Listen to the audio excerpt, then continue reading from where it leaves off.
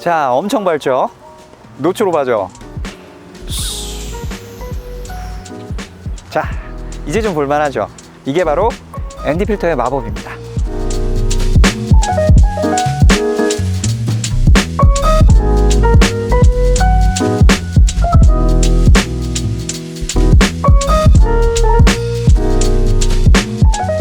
안녕하세요, 푸우작가입니다. 오늘은 ND 필터를 활용해서 영화같이 자연스러운 움직임을 만드는 것에 대해 이야기해 보려고 합니다.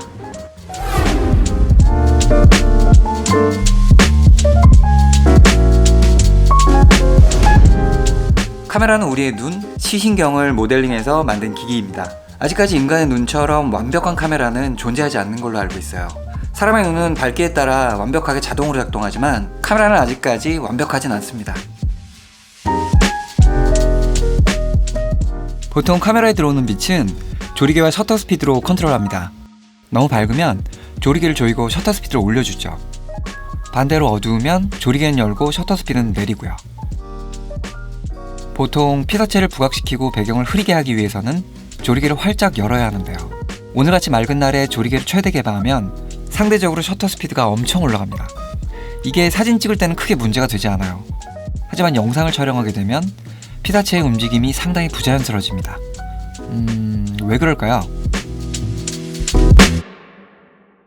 바로 모션 블러, 잔상 때문입니다.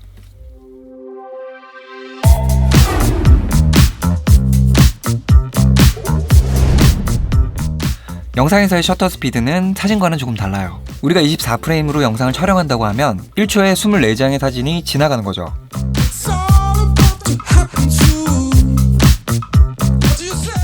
우리들이 영화에서 보는 자연스러운 모션 블러는 180도 셔터 룰이라는 공식으로 만들어져요. 프레임에 할당된 시간에 2분의 1을 곱해서 나오는 수를 셔터 스피드로 사용하는 방법입니다.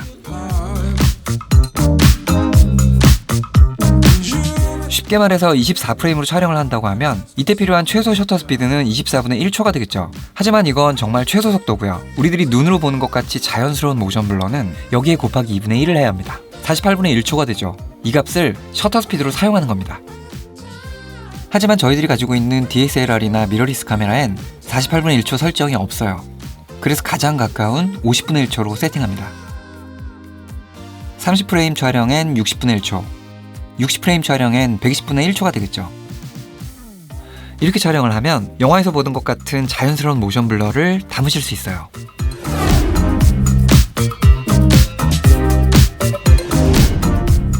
자, 여기까지 이해하셨다면 이제 ND 필터로 넘어가 볼게요.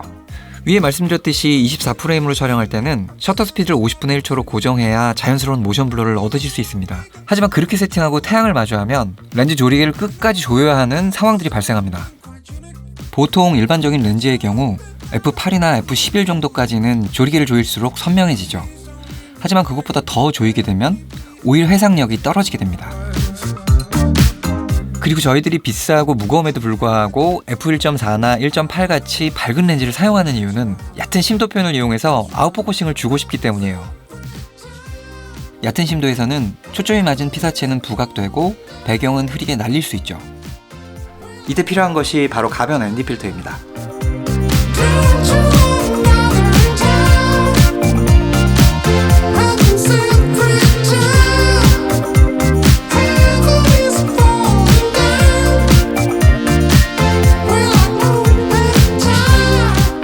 가변 ND 필터는 셔터 스피드와 조리개를 고정한 상태로 카메라에 들어오는 빛의 양을 조절할 수 있어요.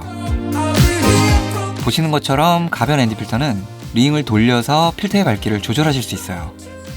미니멈부터 맥시멈까지 단계별로 밝기를 변화시킬 수 있습니다.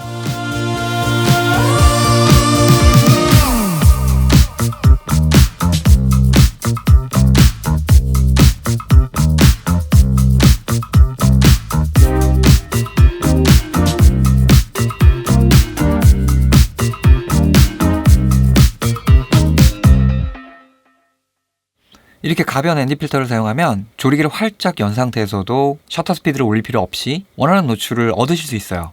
영화에서 보는 것 같은 자연스러운 움직임과 보케를 동시에 얻을 수 있는 거죠.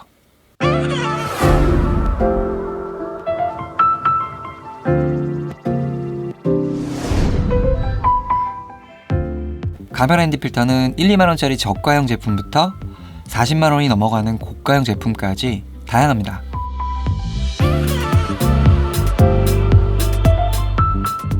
렌즈 필터 사이즈별로 전부 구매해야 하기 때문에 꽤나 부담이 됩니다. 그래서 큰 사이즈인 82mm를 사서 업다운 링을 연결해서 사용하기도 합니다. 저 같은 경우는 업링을 매번 갈아 끼우는 게 번거롭더라고요. 그래서 개인적으로 가장 많이 사용하는 67mm와 72mm는 중간 가격대 제품으로 구입을 했어요. 그리고 나머지 규격은 저렴한 제품으로 사용을 하고 있습니다. 그리고 주의할 점이 하나 있어요.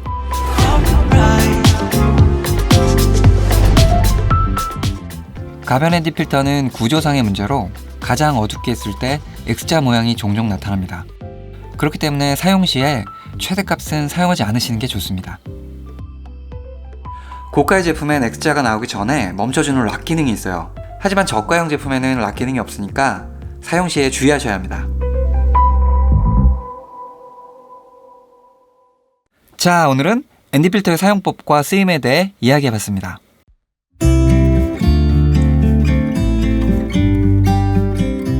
요즘 너무 리뷰만 올린 것 같아서 저도 좀 지겨웠는데요. 오랜만에 튜토리얼을 만드니까 재밌네요. 뭐 조회수는 많이 안 나오겠지만 한 분께라도 도움이 됐으면 좋겠다라는 마음으로 올려봅니다. 영상이 도움되셨다면 구독과 좋아요를 눌러주시고요. 계속해서 재미있고 유익한 영상 받아보시길 원하시면 알람 설정도 부탁드릴게요. 지금까지 푸우작가였고요. 전 다음 영상으로 돌아오겠습니다. 푸우작가 물러갑니다. 아듀.